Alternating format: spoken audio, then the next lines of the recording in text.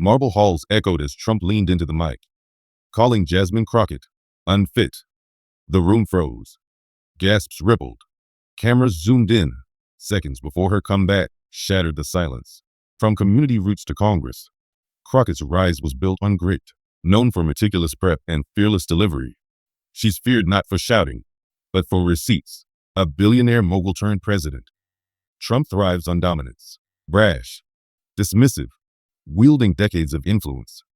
He's accustomed to silencing challengers and controlling every stage he enters. The White House briefing room brimmed with tension. Chandeliers sparkled against polished marble, their glow bouncing off rows of cameras perched like hawks. Reporters clutched pens and tablets, their whispers colliding with the heavy air. Activists filled the back rows, leaning forward, restless, waiting. This wasn't just a press briefing. It wasn't another exchange of words between politicians. No, this was a battlefield, and every eye in the nation was locked on the podium, because at stake wasn't only credibility. It was the question of who defines leadership in America's next chapter. For Donald Trump, the stakes were control. For Jasmine Crockett, it was survival in the lion's den. A president with decades of dominance versus a congresswoman dismissed as unfit. The imbalance couldn't be clearer. David versus Goliath, and history was about to tilt. Trump leaned forward, lips curling, voice booming through the mic. Unfit, he said, savoring the word. Unfit, he repeated, his hand cutting the air like a blade. The sound ricocheted across the room. Supporters in the back snickered, their laughter bouncing off the marble. Reporters stiffened, some glancing toward Crockett, others scribbling furiously. He dragged out the word again, mocking tone sharper this time. Unfit for this office. Unfit for this country.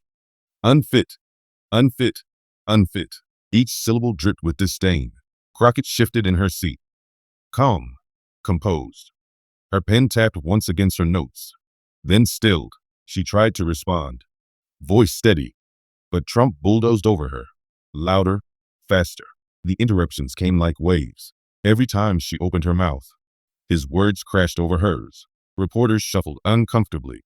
Activists murmured. A nervous cough echoed in the corner. The silence around her grew heavy, unbearable, like the whole room was leaning toward Trump, waiting for him to land the final blow. Gasps, chuckles, even sneers filled the cracks of the moment. And then, the pause, a long silence, filled only with the click of a distant camera. The air begged for a comeback. Crockett didn't flinch. The word, unfit, still echoed in the chamber like the toll of a cathedral bell. But her face remained still, almost unreadable. She let the silence linger, a silence that felt longer than it was, pressing down on the room, making every eye shift nervously. Then, with a deliberate calm, she reached slowly into her folder. Her hands moved with the patience of someone who knew the checkmate had already been planned, as though she were a chess master reaching not for a pawn, not for a rook, but for her queen. The rustle of paper was soft but sharp enough to cut through the tension. Trump's smirk twitched, curious, irritated, not yet worried. She didn't rush. She didn't need to. Every second of her composure made the weight of anticipation heavier. And then she drew it out. Her phone, sleek, black, harmless looking.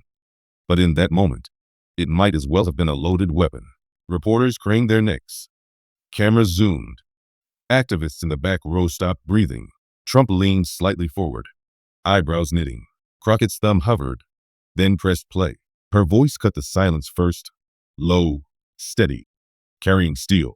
Since we're talking about fitness, the room leaned closer. Let's listen to what you said yourself. Her phone speaker crackled. For a beat, nothing but static. The pause was almost unbearable. A rope pulled tight. Then it came. The voice. His voice. Trump's voice, echoing across the marble chamber, filling every corner of the room.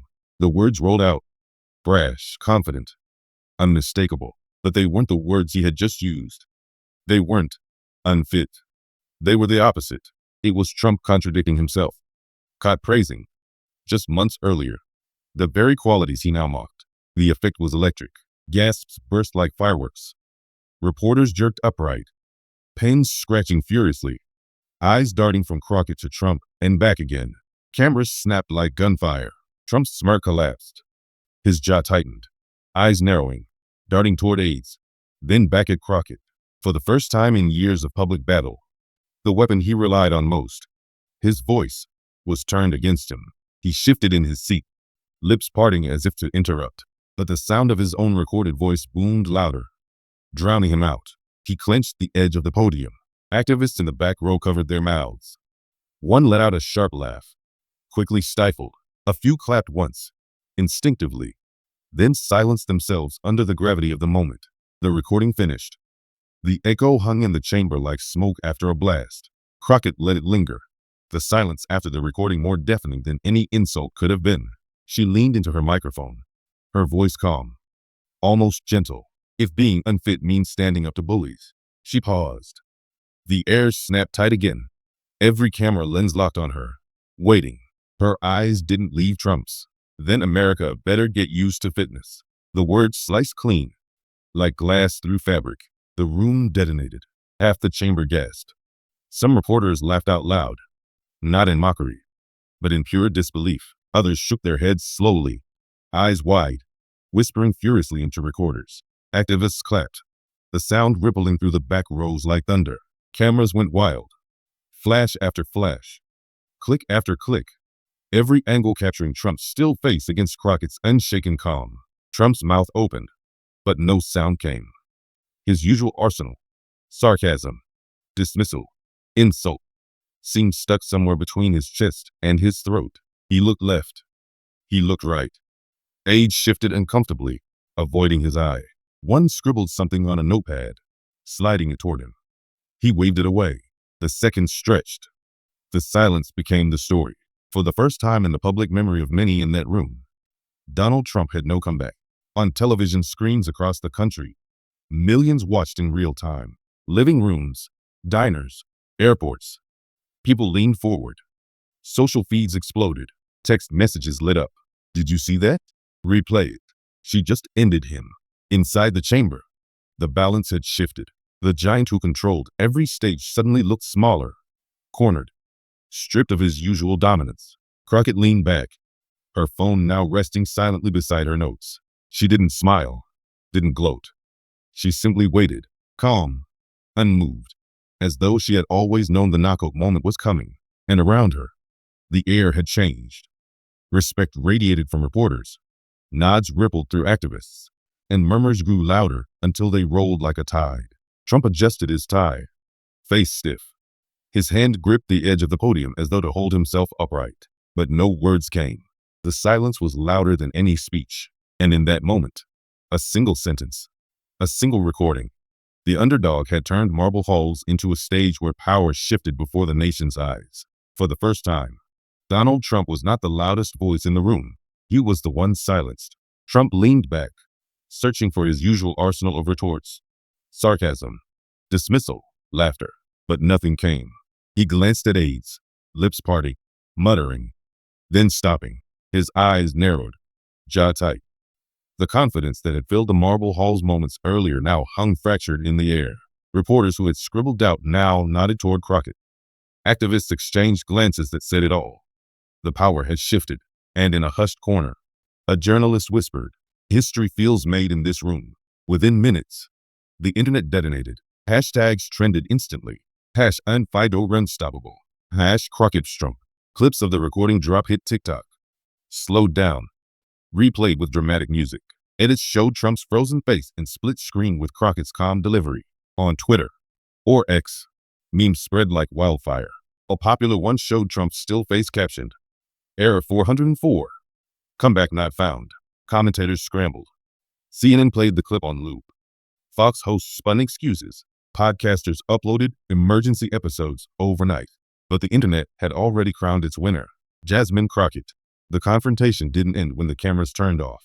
For Crockett, the moment became more than a headline. It was her crown jewel, proof that preparation and evidence could topple even the loudest voices. For Trump, it was rare silence, a moment his critics seized, replayed endlessly, stamped into the archives of political history. And for the nation, it became symbolic that sometimes, just sometimes, the underdog doesn't just survive. They win. A confrontation that began with laughter, insults, and imbalance ended with one truth: power isn't always volume. Sometimes it's receipts, and as historians look back, they may circle this night, this clash of voices and evidence, as the spark of a turning point. Because what happened in those marble halls wasn't just an argument. It was a reminder that in democracy, even the loudest giants can be silenced by truth.